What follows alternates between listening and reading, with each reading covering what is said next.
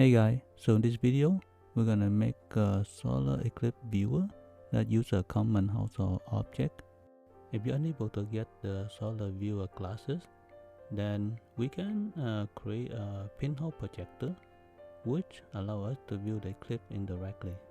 You'll need a cardboard box such as a cereal box. Here I'm using a rectangle cardboard box. Use a white paper. Try to get the paper that is rigid. Trace the outline of the box on the paper with a pen or marker. Here's the box outline after I trace it. Cut the box outline with a scissor. You can put a little bit tape in the back of the paper. That way it can stick to the end of the box.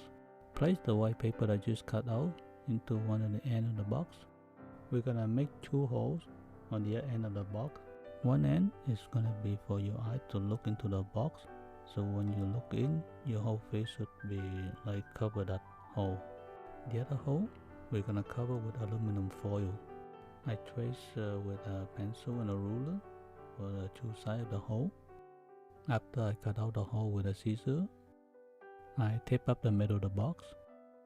I cover one hole with the aluminum foil, then I have a square with tape. Poke a small hole in the middle of aluminum foil with a pin. To view the solar eclipse indirectly, hold the viewer with your back to the sun. Look through the eye hole. Position the viewer so the sunlight goes through the hole that you just made in aluminum foil. You should see the sun project itself into the white paper that we placed at the end of the box.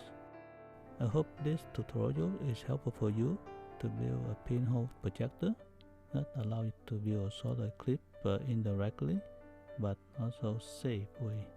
Have a happy solar eclipse viewing. If you like this video, click a like, subscribe if you're not subscribed yet, and I'll see you next video. Bye!